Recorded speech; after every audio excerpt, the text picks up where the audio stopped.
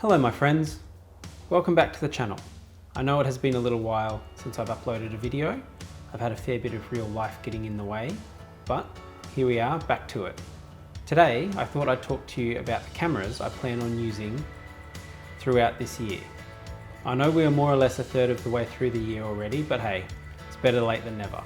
So, what will I be shooting still images with this year?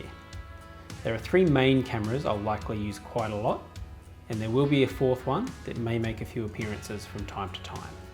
Number one, it will come as no surprise to most of you that the camera I will be using the most in 2023 is my Fujifilm G617 Professional medium format 6x17 panoramic camera. This camera is probably not my favorite camera per se, but I'd probably say that the images I produce with it are generally my favourite images. It is big, heavy, unwieldy and slow. The Fujinon 105mm f8 lens is really sharp and the camera is just magical.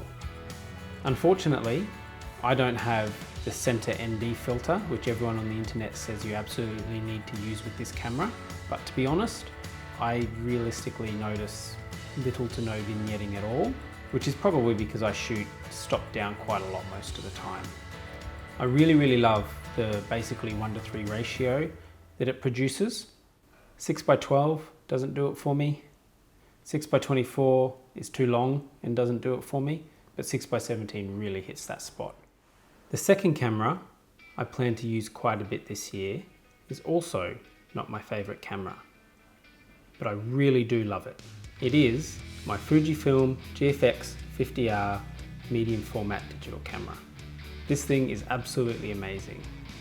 I only have one native lens for it, which is the somewhat affordable 50mm f3.5, but I mostly adapt lenses with really good success. I primarily use my Hasselblad lenses because they are designed to cover a much larger image circle than what the GFX sensor is, and they're really good image quality. I also adapt a couple of Olympus OM 35mm film lenses, mostly a 35mm f2.8 shift lens for some wide angle and a 100mm f2.8 short telephoto lens.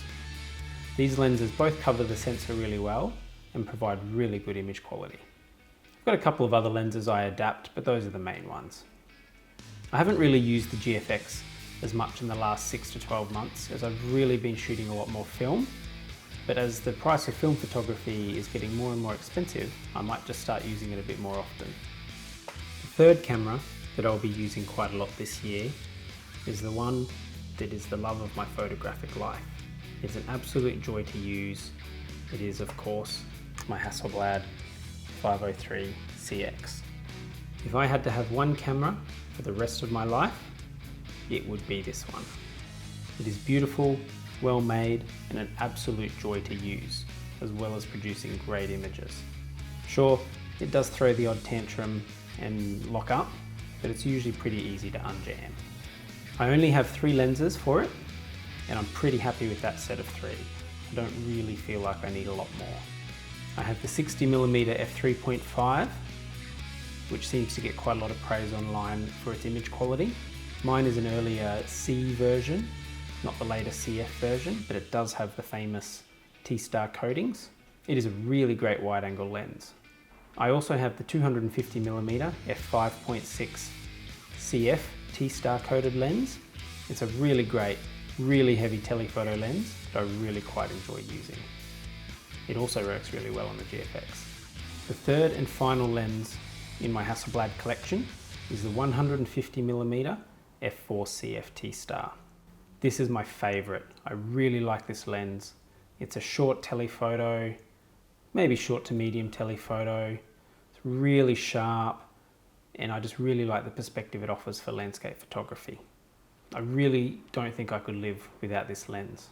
I know a lot of people use the 80mm, but I don't have an 80mm and I don't feel like I need one. This camera system truly is amazing. I really do feel that any film photographer who hasn't shot with a Hasselblad system really needs to give it a try. It's just an absolute joy. This brings us to the fourth camera that I'll probably use a little bit this year. This camera is a little bit different to the other cameras I usually use, and I've only put one roll of film through it, and I have got as many photos as if I'd put 18 rolls through the G617 and 6 rolls through the Hasselblad. Yes, this camera produces up to 72 images per roll. It is, of course, an Olympus Pen half-frame camera. So that means it produces lovely negatives that are a very diminutive 18 by 24 millimeters in size. Quite specifically, this one is the Olympus Pen S, which is the updated version of the original Olympus Pen camera. A big part of me really wanted to get the original, but the S just had slightly more usable shutter speeds. It also has a slightly faster lens, but that's neither here nor there for me really, as I shoot stop down a lot. And it has a 30mm f2.8 lens, which is able to be stopped down to f22. It has shutter speeds ranging from 1/8 of a second to 1/250th of a second, with bulb mode as well. The camera uses scale or zone focusing, which isn't really a problem for me either. I don't mind, because I'm usually shooting stopped down far enough that I'll get sufficient depth of field anyway.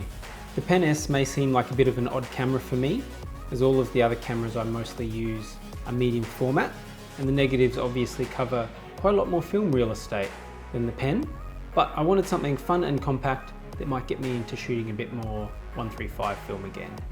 A few years ago I had the wonderful Olympus Pen FT, which is the half frame SLR, like what Lucy Lumen uses, and I absolutely loved it.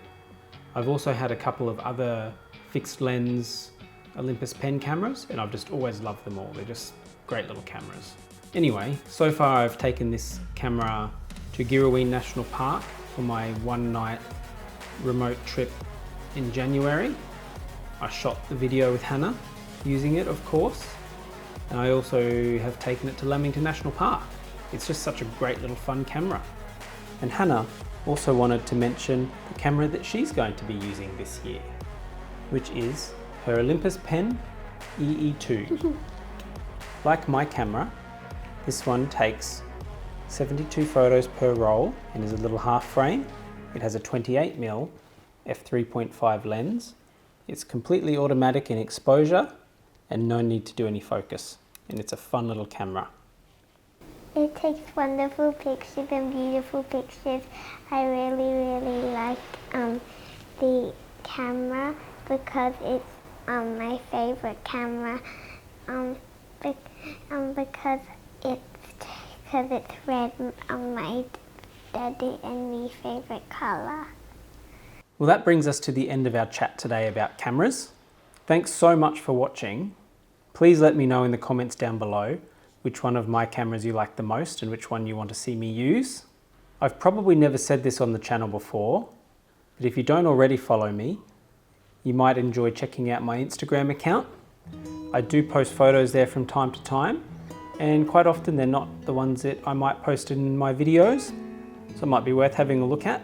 You can find me at Measured Light Photo over there on the gram, and it's also just a really great way to connect. I'm also working on a few ways for you to help support the channel if you're into that kind of thing. Obviously no pressure at all, but with film photography becoming more and more expensive almost daily, I appreciate any help that people are willing to give me. And you can always message me or email me if there are any of my particular photos you'd like a print of. I can organise printing, canvas, all of that kind of thing. And as always, if you have enjoyed this video, Make sure to subscribe to this channel and give us a thumbs up. I really do enjoy making these videos, so the more people they can reach, the better. Thanks so much, everyone. See you soon. Bye-bye. Thank you, darling. You happy with that? Yeah. I forgot what to say after subscribe to the channel. No, that's okay. Because it's been a while since we've done it. It has been a while.